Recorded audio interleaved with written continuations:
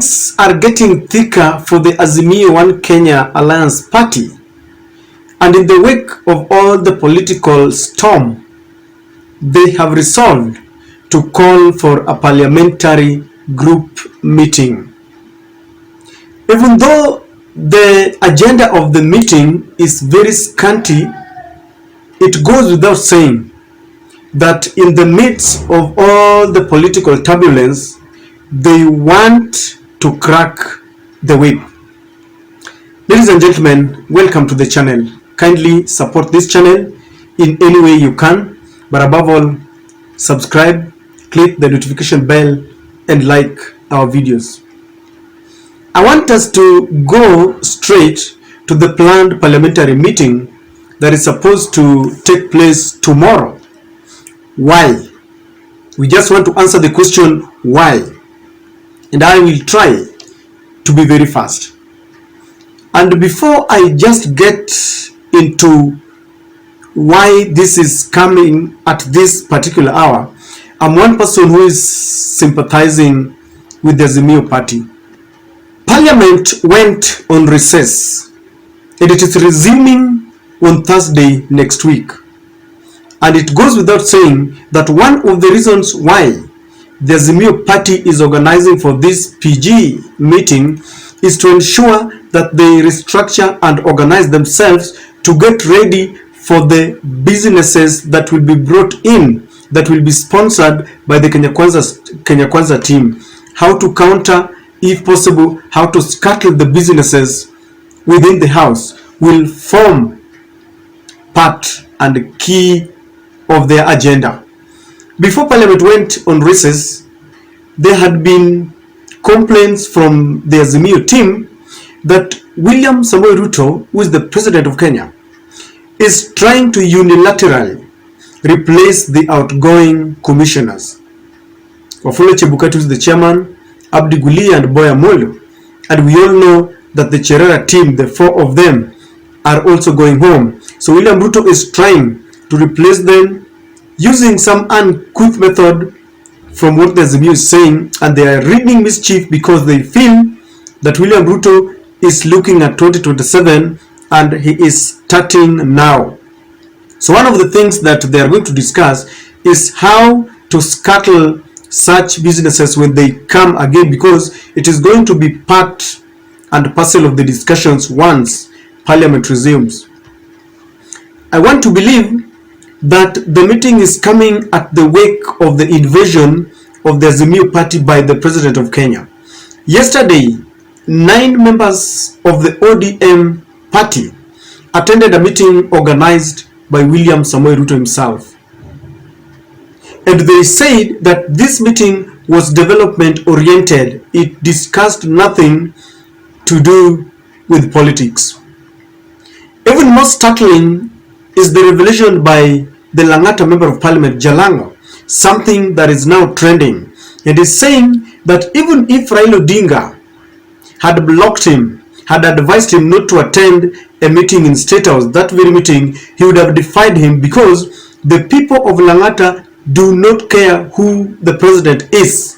All they want is development. Many people have applauded Jalango for that statement. Others are saying that he's a traitor. I don't know your take. As if that is not enough, just today, over 30 members of parliament from the Jubilee attended another meeting, and from the reports, they pledged their allegiance to William Ruto, and they said they are going to work together. Ladies and gentlemen, it calls for an urgent meeting to try and iron out these differences and to stop even more invasion by the powers that be. The only worrying situation here is how to deal with those dissenting members of parliament. If you whip them, if you suspend them, already psychologically, morally, they are not in the party, they are not in Jubilee. They want to work with Kenya Kwanza. So punishing them will yield to nothing, because William Ruto is in charge of the judiciary, so you can't take them to court. He is in charge of the political party's office.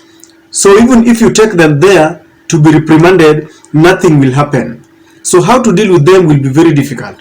If you leave them, they will continue to spoil even the other members who are very loyal to the party. So Raila Odinga, Kalonzo Musyoka and Martha Karua are between a rock and a hard place. In fact, as we speak, Jeremiah Kioni is a lone ranger. He's a one-man guitar.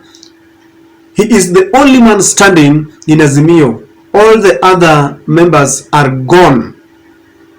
Whether they will come back is something that we are yet to see. So they are going to discuss how to stop more invasion from the government and how to deal with those who are blowing hot and cold. They want complete loyalty. Whether they will achieve this is something that we need to just wait and see. Number 3, the Azimio party has said that they don't recognize the legitimacy of President William Ruto.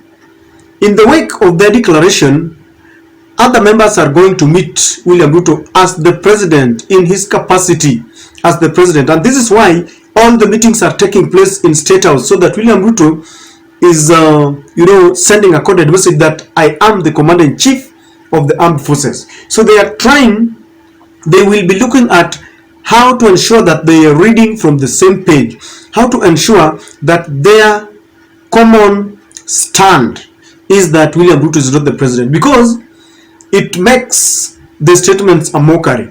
On one side, Raila is announcing and making declarations to the effect that William Ruto is not the president, they don't recognize him, they want him to vacate office. On the other hand, many of his supporters, including his home turf, Bondo, Gideon Ochanda, is attending a meeting that is called an invitation by William Ruto, and they are meeting that in his capacity as the president, and they are saying that if they don't do that, then they will miss out on development projects. William Ruto is very crafty. He's pegging every meeting on development, so that he is pitting the leaders against the common wananchi, so that maybe the common wananchi will be looking at this guy is playing too much politics and he does not want to give us the benefits, he does not want to meet the development projects that he promised. That is what he wants. That's how he wants the common man and the leaders to start those wrangles. So it's a bit difficult it's going to be a bit challenging for the Azimio team. They also want to make sure that moving forward, all the leaders will be attending the Azimio rallies. Of late, there have been questions of the credibility of the Azimio Meet the People rallies. For 3 consecutive rallies in Kamkunji, Jacaranda, and then in Kibra, there are leaders who have never attended. In fact, it's been mentioned that those who are conspicuously missing and are being questioned are the deputy party leader, Hassan Joho, John Mbadi, who is the chairman of ODM, David Murathe, who is also another party leader in Jubilee, and their absence is being questioned. People like Junet Mohammed. So they want to sit down and see if they can attend these rallies together, because these rallies, according to them, are meant to ensure that William Ruto vacates office. But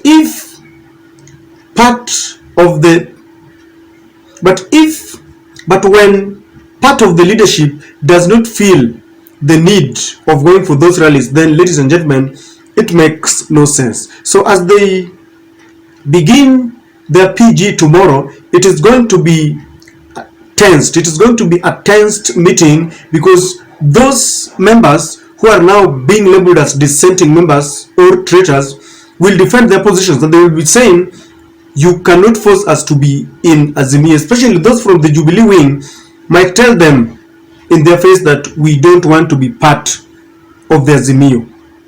I don't know what is going to happen, because you can't suspend them. Like I said, it will not succeed, ladies and gentlemen. I don't know what you think about the PG. Mine is I just feel it is going to be tensed.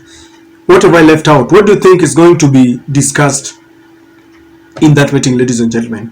Kindly share with me on the comment section.